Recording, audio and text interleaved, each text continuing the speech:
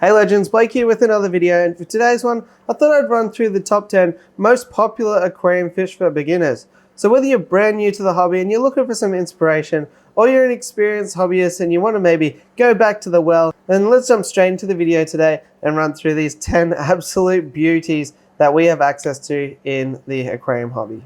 So at number 10, we're going to start off the list with Discus. Extremely colorful, beautiful fish with a nice unique shape. Starting off the list with the cichlid, and I was lucky enough to actually pick up 30 juveniles recently in a video that I'll bring to you soon. So if you are looking forward to that, make sure to hit subscribe and come along for the journey.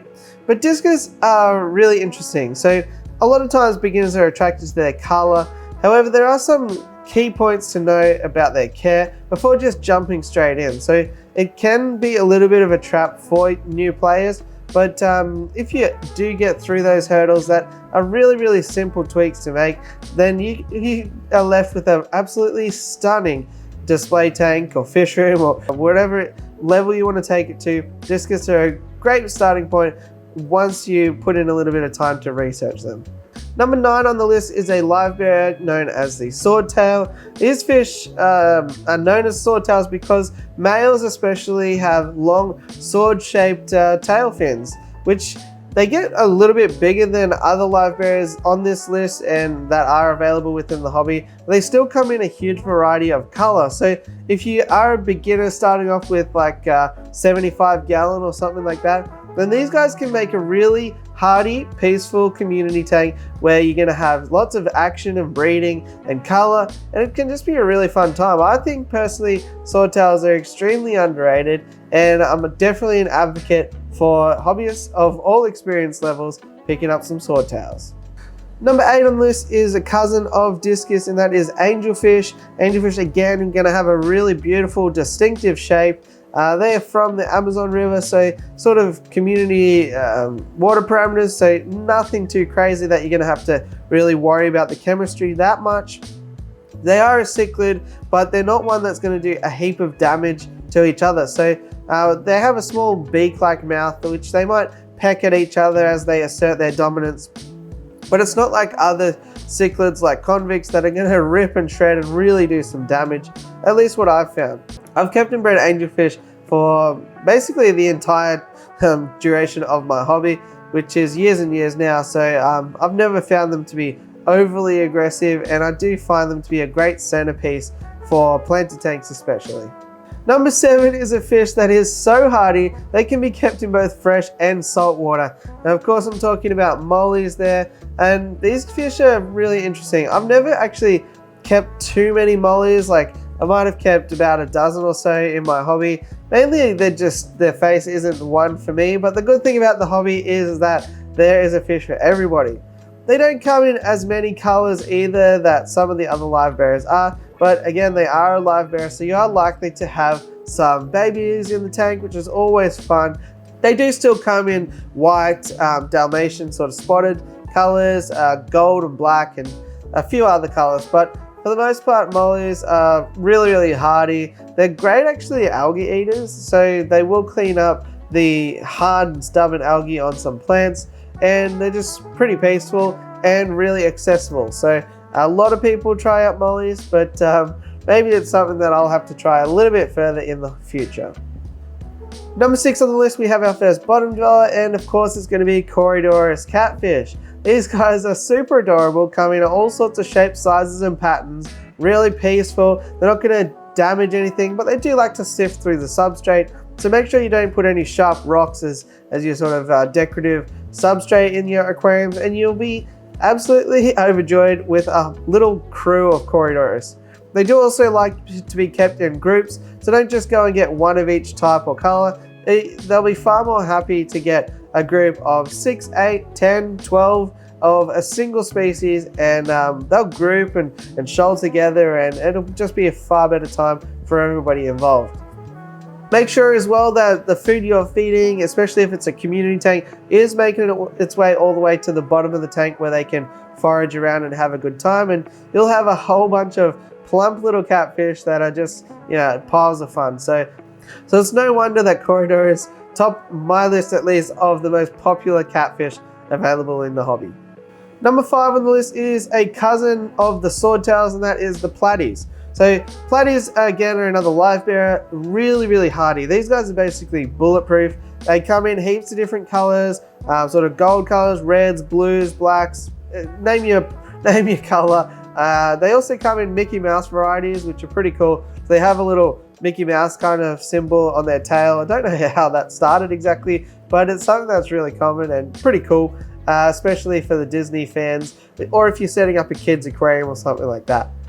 Platies, again, are super peaceful, great in community tanks, and you will have that breeding going on, so fun for everyone. So I definitely think that platies are often undervalued as well.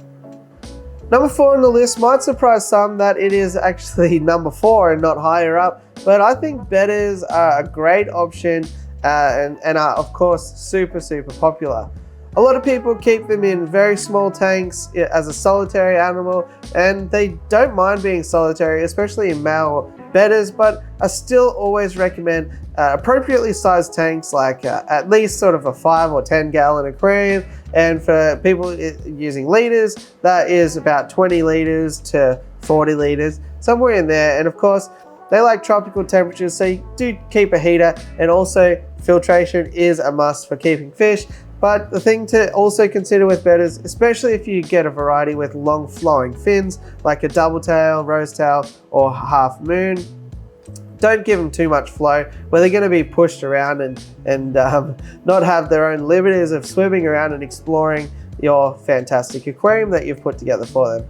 Bettas are really great personality wise, and they're pretty compact, so it's rare that you'll get that much personality in a fish that small. So of course, bettas are super popular for that reason.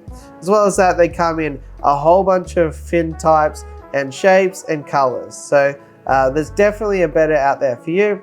I've kept and bred bettas a heap of times, and I absolutely recommend it. Breeding them is one of the most fun experiences I believe you can have in the hobby. So if you're up to it and you can suitably house them, I definitely reckon after a while, progressing within the hobby, if you're a newbie, it is something to set a goal towards and maybe try that out. Number 3 on my list has to be the neon tetra. This is the fish that got me into the hobby. These days, there are some questions about the genetics and how hardy they are, but I still think for the price you pay and the amount that they are available, basically at every store, whether they're a family-owned store or a big box store, and they're always really cheap, which, by the way, doesn't mean that you get to care for them any less or not worry about them as much. They are still animals that, you know, deserve to be looked after. So just because they're cheap doesn't mean that we can stick them in a bucket in the corner of a cupboard and not worry about it. But with that aside, I think you know, to get absolutely flashes of neon blue and red in a fish that is community friendly, really peaceful, and depending on where they get them from, they can be quite hardy. You know, neon tetras are a fish to be, a sight to be seen, a fish to be amazed at, and yeah, I think that definitely, whilst very popular, still also really underrated.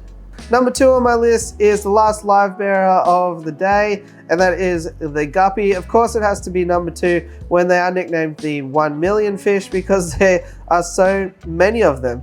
Guppies are prolific in their breeding, so it's great to educate kids and things like that on the life cycle, and it's fun even for adults to watch fish breed in the aquarium, so that's always a great time. Guppies are a pretty great algae cleaner as well. For the most part, they hang out at the top of the aquarium, so you might want to fill out the bottom with some cories and things like that, but again, that just gives a great option for beginners to cut their teeth in the hobby and try things out. And for the most part, guppies will get along with all sorts of tank mates, are really peaceful, and again, really accessible and affordable, so there's not too much not to like. Guppies and all of the other live bearers on the list will appreciate some hardness in the water, so don't get too wrapped up in the water chemistry if it is your first foray into the hobby.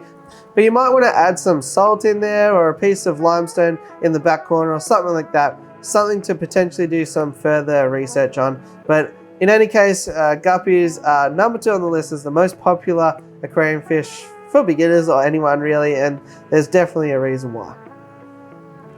And number 1, of course, I think we all grew up as kids with the sad little goldfish bowl rainbow gravel in it, and maybe our parents were sneaking in additional goldfish as they inevitably passed away. But if you keep them in a suitable housing, they can be a whole lot of fun. They're like big water dogs, and they do come in a bunch of different fancy varieties these days as well. They're pretty good in that you don't need to heat the aquarium, depending on where you live at least. So for the most part, you'll save some money there. They will pick and tear out most plants, so planted aquariums are a little bit restricted, but goldfish, you know, although they are the most popular fish and kind of the thing that most people think of when you mention that you keep aquariums, they're not one to be underrated either. Of course, you have to be mindful of the amount they eat and the amount of waste that they're going to create, the size that they're going to get to, and make sure that you can suitably house them. But if you do, I think goldfish are definitely not one to be overlooked either, and they can still have heaps and heaps of value within the hobby. So I know personally with my own journey, I went back to goldfish after a few years of keeping a whole bunch of fish, and I absolutely loved it. So yeah, I definitely recommend, even if you have been keeping fish for a while, go back and revisit goldfish and see what you think. So there you go, guys. That is my top 10 most popular fish to consider. Whether you're new into the hobby or not, I think they can each individually provide hours and hours of fun and entertainment, and yeah, be fish that you can really. And if you haven't tried any of them yet, then of course I recommend that you do. So if you like the video, it always helps me out to smash like, hit subscribe, and all that fun stuff. And other than that, I'll catch you on the next one. Thanks for watching.